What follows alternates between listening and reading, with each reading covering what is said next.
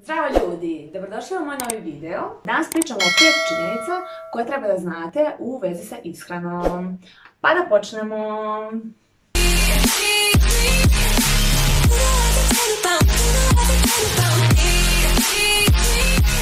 Odlučila sam se za ovu temu jer mi je dosadilo da slušam ljude oko sebe kako nasjedaju na razne mitove, na popularne dijete na internetu i to sve radi pronalaženja lakšeg i najbržeg načina za mršavljenje. Prvi mit jeste mlaka voda sa limunom ujutro na prazan stomak. Mislim da su to svi negde naletali na internetu, pročitali i neki počeli da koriste. Tako da vam kažem, ujutru jeste dobro da popijete čašu mlake vode. Da li će ona biti sa limunom ili će biti obična voda sa česme, to ništa ne menja.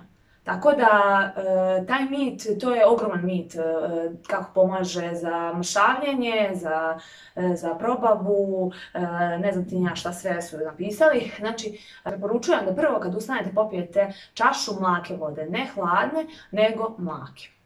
Drugi mit, koji je također ogroman, jeste ne treba jesti posle 7 sati uveče.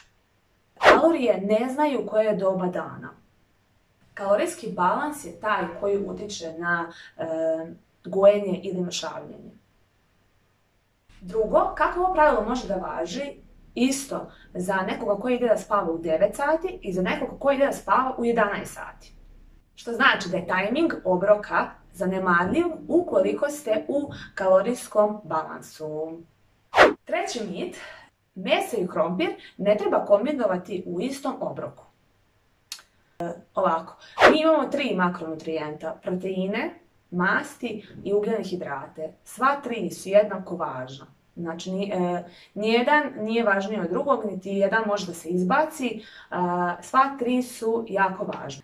Svaki od ovih makronutrijenata ima svoj enzim u našem telu koji ih razlaže. Imamo enzim lipaza koji razlaže masti. Imamo enzim proteaza koji razlaže protein. I imamo enzim amilaza koji razlaže ugljene hidrate. Što znači da svaki put kada unesemo bilo koji od ova 3 makronutrijenta, svaki od ovih enzima će nevezano jedni od drugih raditi svoj posao. Tako da krompir ne ometa varenje mesa, niti meso ometa varenje krompira i slobodno možete da ih jedete zajedno. E sad, neki kažu lakše se osjećam kada ih ne kombinujem zajedno.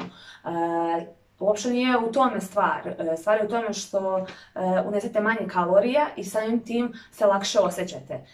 Kod nas, na našim prostorima se puno jede krompira, manje mesa. Obrnite, uzmite više mesa, a manje krompira i vidjet ćete da ćete se lakše osjećati.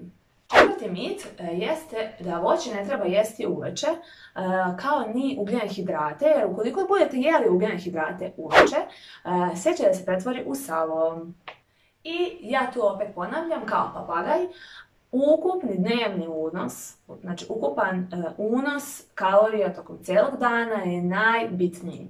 A ugljeni hidrati vas jedino goje ukoliko jedete više nego što je vama to potrebno. Kao i bilo koji drugi makronutrijent. Znači i proteine ukoliko jedete više nego što vam je potrebno i ukoliko jedete masti više nego što vam je potrebno i prelazite vaš kalorijski unos, vi ćete se gojiti. Moj vam je savjet, jedite voće i nemojte čitati gluposti na internetu. Peti mit i posljednji za danas jeste da postoji hrana koja ubrzava mršavljenje. Ne postoji hrana koja će da utiče na bržu redukciju masnog tkiva, niti hrana koja će izravnati stomak, koja će smanjiti obim butina. Ono što utiče jeste unos kalorija i da taj unos bude kvalitetan. Znači nije važan samo broj kalorija koliko ste uneli u toku dana, nego da te kalorije koje ste uneli budu kvalitetne, nutritivno bogate, da sadrže sva 3 makronutrijenta. Možemo da gledamo primjer 100 kalorija čipsa i 100 kalorija jabuke. Kada unosite 100 kalorija jabuke, vi unosite i vitamine i minerale, a u 100 kalorija čipsa vi unosite samo prazne kalorije, samo kalorije, nema ništa drugo pored toga. To je bilo to za ovaj video. Nadam se da će vam se svidjeti. Ukoliko imate nekih još dodatnih pitanja, pišite mi dole u komentarima. Prijavite se na moj kanal, lajkujte i podelite sa vašim prijateljima. Vidimo se u nekom od sljedećih videa. Ćao!